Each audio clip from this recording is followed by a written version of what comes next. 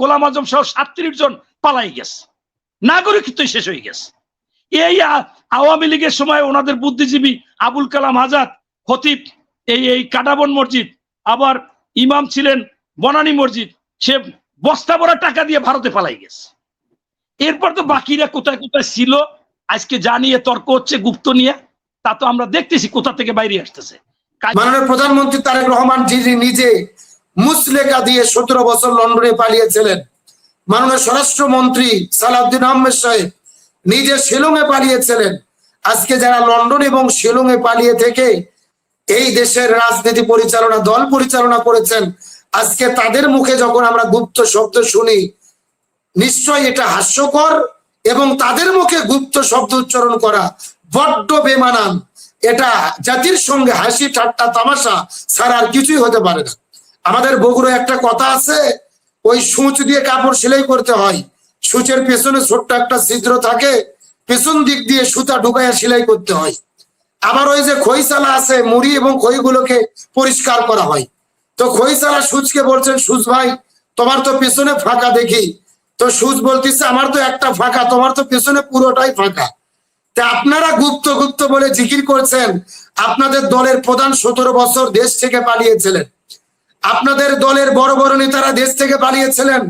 জামায়াত ইসলামের 11 জন নেতৃবৃন্দকে ফাঁসি দিয়েছে, জামায়াত ইসলামের কোন নেতা দেশ ছেড়ে যায় নাই, জামাত শিবিরের কোন নেতা কর্মী দেশ থেকে পালিয়ে যায়নি, জামাত ইসলাম ইসলামী ছাত্র শিবিরের কোন নেতারা মুসলেকা দিয়ে লন্ডনে দিল্লিতে পালিয়েছিল না, তারা দেশে ছিল, জীবন দিয়েছে। আর আজকে তাদেরকে আপনারা গুপ্ত গুপ্ত বলছেন। আমাদের জামাত ইসলামের এক নেতা শহীদ মীর কাসেম আলী মিঠু ভাই, তার ব্যাপারে যখন মামলা হয়েছিল, তিনি দেশের বাইরে ছিলেন, তাকে দল এবং পরিবার থেকে বলা হয়েছিল আপনি দেশে আসবেন না। তখন উনি বলেছিলেন আমি দেশে যাব, আইন আদালত ফেস করব, প্রয়োজনে ফাঁসির দড়িতে ঝুলবো, তাও বিদেশের মাটিতে থাকবো না। তিনি দেশে এসেছেন। কোরআনের পাখি আল্লামা দিলওয়ার হোসেন সাইদ রাহিমাহুল্লাহ, তাকে এই জালেম সরকার গোপনে প্রস্তাব দিয়েছিলেন যে আপনি জেল থেকে আপনাকে মুক্ত করব, আপনি শুধু এই জামাতের সঙ্গ ছাড়েন, আপনি আলেম হয়ে ঘোরেন, মাঠে ময়দানে তাফসীর করেন, কোনো বিপদ হবে না। জামাত ইসলামের প্রত্যেকটা নেতা একমাত্র আল্লাহর ভয় কলিজার ভেতরে নিয়ে আস্তে আস্তে ফাঁসির দড়ি গলার ভেতরে দিয়েছে, তাও জালেমের জুলুমের কাছে মাথা নত করেনি। সুতরাং আজকে আপনারা বলেন গুপ্ত গুপ্ত, আপনারা এতই যদি সুপ্ত আর প্রকাশ্য থাকবেন, মাসের পরে মাস বেগম খালেদা জিয়ার বাড়ির সামনে বালুর ট্রাক পড়েছিল, সেদিন আপনারা কোথায় ছিলেন জাতি জানতে চায়। এত প্রকাশ্য ঘুরে বেড়ান, লক্ষ লক্ষ আপনাদের নেতা কর্মী বালুর ট্রাক কেন সরাতে পারেননি? সেই দিনকে আপনারা প্রকাশ্য ছিলেন নাকি গুপ্ত ছিলেন? এটা আজকে জাতির কাছে প্রশ্ন। আজকে আপনারা কোথায় কোথায় গুপ্ত বলছেন, যাদের গুপ্ত বলে ট্যাগ দিচ্ছেন, এই ছাত্রদের জন্যই কিন্তু 24-এর অভ্যুত্থান হয়েছে, তারাই দেশকে নতুন করে স্বাধীন করেছেন।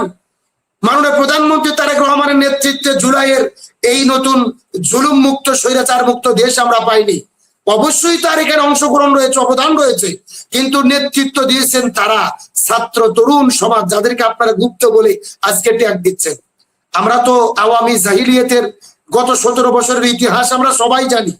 যেই সময় ইসলামী ছাত্র শিবিরের ট্যাগ দিয়ে এই বাংলাদেশে ক্রস ফায়ার বৈধ ছিল, শিবিরের ট্যাগ দিয়ে আয়না ঘরে বন্দি করা বৈধ ছিল, শিবিরের ট্যাগ দিয়ে একটা ছাত্রকে গুম করা, আয়না ঘরে বন্দি করা, রিমান্ডে নেওয়া জায়েজ ছিল, এমনকি শিবিরের ট্যাগ দিয়ে এই বাংলাদেশে হত্যা করা পর্যন্ত জায়েজ ছিল। আমরা সেটার প্রমাণ দেখেছি। সেই আমাদের প্রিয় ভাই আবরার, যাকে শিবির সন্দেহ করে সারা রাত ধরে পিটিয়ে পিটিয়ে হত্যা করা হয়েছে এই বাংলাদেশে আওয়ামী শাসনামলে। আমরা দেখেছি শিবির সন্দেহ করে, শিবির ট্যাগ দিয়ে বিশ্বজিৎ নামে একটা হিন্দু ছেলেকে পর্যন্ত তারা রেহাই দেয়নি।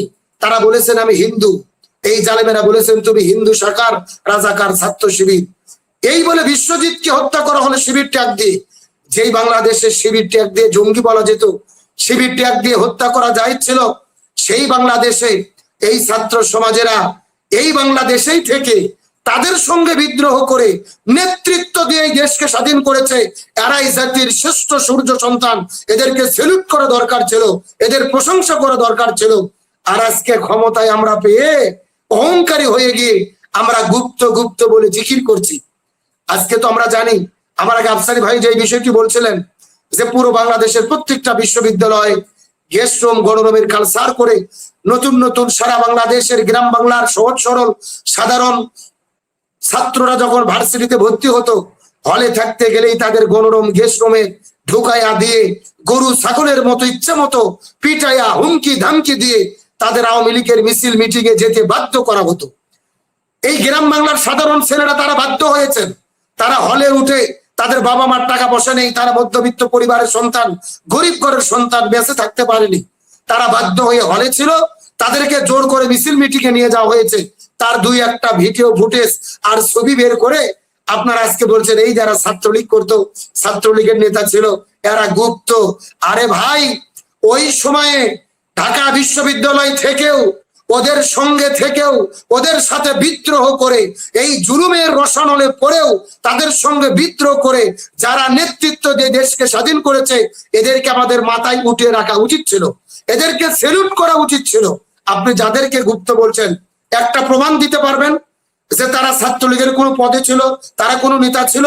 তারা সাধারণ শিক্ষার্থী, তাদেরকে জোর করে আওয়ামী লীগের বিভিন্ন মিছিল মিটিংয়ে জোর করে হয়তো বা নিয়ে যাওয়া হয়তো কাউকে কাউকে। সুতরাং সেই বিষয়টা আমরা ভুলে গেলাম। আমরা পরিষ্কার করে বলি, রাজাকার রাজাকার ট্যাগ দিয়েই পতিত স্বৈরাচার আওয়ামী লীগ এই দেশ থেকে পালাতে বাধ্য হয়েছে। আবারও নতুন করে ওই দিল্লির ন্যারেটিভ নিয়ে এসে যারা গুপ্ত গুপ্ত বলছেন, আমি মনে করি এই গুপ্ত বলার কারণেই আবারও যারা নতুন করে স্বৈরাচার হতে যাচ্ছে তাদের ওই বাংলাদেশের পতন হবে এবং তরুণ ছাত্র জনতারই বিজয় হবে। ওই আওয়ামী লীগের ছাত্রলীগের সন্ত্রাসী বাহিনীর জন্য যেরকম আওয়ামী লীগের পতন হয়েছিল, আজকে ছাত্র দলকে যদি থামানো না যায়, এই ছাত্র দলরা নতুন করে ছাত্রলীগের মতো যেই সন্ত্রাসী কর্মকাণ্ড শুরু করেছে, এটাকে যদি বিএনপি রোধ করতে না পারে, এদেরকে যদি থামাতে না পারে, এই ছাত্র দলের সন্ত্রাসীদের কারণেই এই বিএনপির পতন হতে পারে বলে আমি মনে করি। সুতরাং এই গুপ্ত গুপ্ত আর রাজাকার রাজাকার এই সমস্ত বলে কোনো লাভ হবে না, এই জাতিকার বিভ্রান্ত করা যাবে না।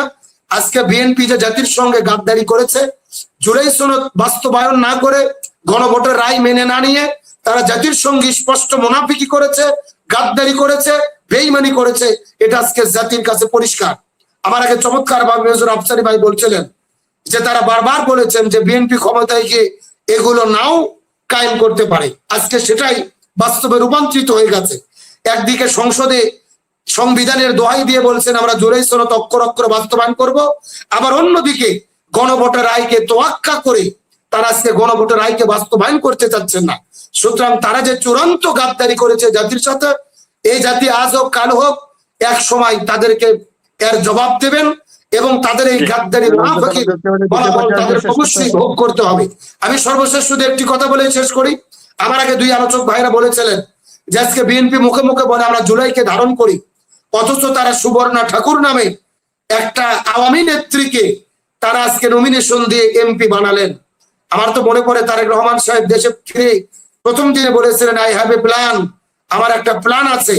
আজকে এই প্ল্যানের অংশ হিসেবেই আওয়ামী লীগদেরকে পুনর্বাসন করার জন্য আওয়ামী লীগের নেত্রীকে এমপি বানানো হচ্ছে কিনা, এটাই আজকে জাতির কাছে প্রশ্ন। এটাও তো এক ধরনের গাদ্দারি মুনাফিকি বেঈমানি 24-এর অভ্যুত্থানের সাথে। কত ত্যাগী নেত্রী বাংলাদেশে আছে বিএনপি দল করতো, আজকে তাদেরকে আপনারা এমপি বানাতে পারতেন। তাদেরকে রেখে আপনারা এমপি মনোনয়ন দিলেন সেই সুবর্ণা ঠাকুরকে। অন্যদিকে জামাত ইসলামকে সেলুট দেয় এবং ধন্যবাদ দেয়।